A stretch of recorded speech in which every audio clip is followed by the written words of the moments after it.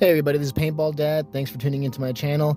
Today I'm going to tell you all about my trip to the NXL World Cup in 2023. So let me start off by just saying this was a very rough experience for me because I got sick just like a couple of days before going down to Cup. I started feeling really weak and tired, and then my wife also said that she started coughing. So in the very morning, as we were about to head down to Florida, I texted my coach and I was like, hey, I got some bad news. I'm still going to come down, but I'm going to pull out of the team house, which sucks because like I like staying at the house with all of my teammates. And I said that we're going to get our own hotel instead so we can have some time to, some space to like recover. Now, the funny thing is that when I got down there, I also found out that like half my team was sick as well. But I do think that I had it worse because I clearly was losing my voice. And then eventually I started coughing and my throat was hurting. And I'm still not even sure what it was because I got tested for everything and everything came back negative. But I guess it was just that time of the year for everybody to get sick because there was also a lot of people that were sick at Cup.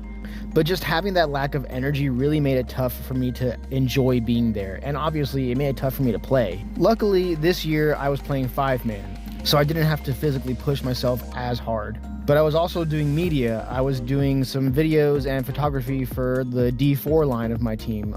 And I had wanted to do videos for some of the guys that had signed up for the Sunday 3-man league. But by then I had just hit a brick wall and I was like, you know what? I don't have any more energy. I'm done. I didn't even have the energy to go watch the Commanders Cup, which I was really upset about. Because the Commanders Cup is the matches between all of the military branches, the Air Force, Army, Marines, and Navy. And I myself am an Air Force vet. One of my teammates is a Navy vet. We have a Marine vet, and we also had an Army vet with us. So we were all planning to go watch the games together, but I just wasn't feeling it. I'm also really upset because this lack of energy and the embarrassment really of losing my voice made it so that I didn't want to approach anybody. I didn't want to like say hi to any of the pro players that I was bumping into. And there was a lot of pros that I had like literally just been in arm's length of. I was like in arm's length of Alex Frazier, B. Paxson, Billy Wing. I walked by like the entire Impact crew. And so I'm still kind of mad that like I didn't feel comfortable approaching them. Because I had actually gone down there with a Sharpie and one of my jerseys to have like a bunch of players sign. Like I wanted to have as many pro players sign my stuff as possible, just so I could have something for memorabilia's sake. But anyways, enough of the bad and let's get to the good stuff. As always, there was a lot of stuff going on at this year's World Cup event, so I'm still glad that I went. There was lots of fun stuff to do, entertainment for the kids, and a few product releases that I got to see firsthand. Gel Blaster was there just like last year, and they had their little arena set up for kids to play with the Gel Blaster guns. So I let my kids play around in there for a little while. And one of the more interesting things that was going on this year was the introduction of this game called Virtua Paintball. I actually hadn't heard about it until then. But we saw their booth and we stepped in and my son got to play for a good little while. And I actually signed up to be a beta tester for this game. And they say they're supposed to be releasing this game in the first quarter of 2024. It's going to be out for Xbox, PlayStation, and Steam. And I have really high hopes for this game. I hope it turns out to be something really awesome because I miss the days of Greg Hastings' Tournament Paintball. That was a great video game, and it was tons of endless fun with some great music too. And it's been a long time since there's been any kind of paintball game that really rivaled the popularity of Greg Hastings. But now since my sons are very much into gaming, I really hope that there's a kind of an equivalent paintball game for them to get excited about. Another new release that came out this year was Dye came out with a new visor for their masks, which is a small thing, but it actually was really perfect for me because I've been going through this struggle where I have a lot of high-end masks, but I don't have any visors for them. So a lot of times when it's like raining or if it's sunny and the sun is just like at the right angle that it's putting a glare in my lens, I'll need to switch to my JT ProFlex because it has a visor. But I keep saying to myself, man, it's a shame that I can't wear my Push right now or my Dye i5 because these $200 masks don't have a visor and it's raining out right now. So way to go, Dye, for that really simple but really much appreciated product release. Another really huge thing that was going on was Carbon was actually selling their Zero mask for $80. It looked like it was just the colors that they had trouble selling, which was like red and blue.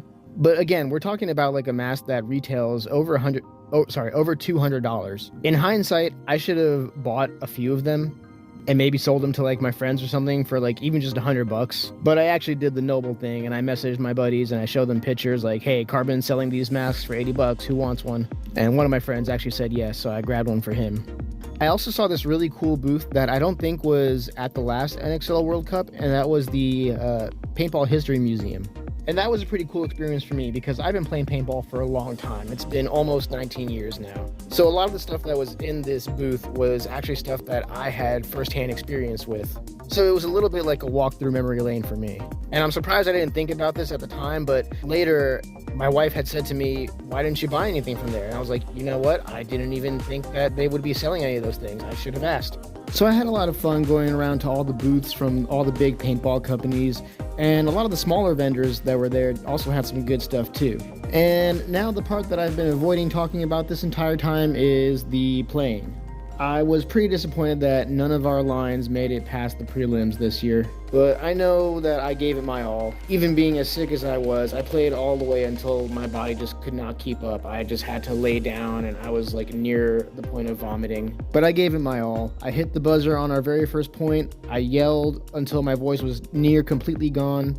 And I'm still glad that I got to hang out and play with my friends. I think I've said this before, that winning or losing isn't as important to me as the company that I'm with. I'm especially grateful to have teammates that were willing to help with the kids when me and my wife were feeling sick. So Cup is always a fun way for us to end the season.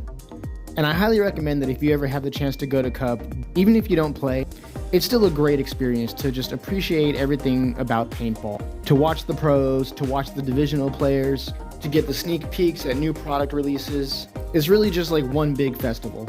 Well, that about wraps it up for my 2023 World Cup experience. Thanks for watching my video. I hope you guys appreciated it. I hope you guys have a great 2024 paintball experience. I know I've got a lot of ideas for new content for this upcoming year, and I can't wait to show you guys.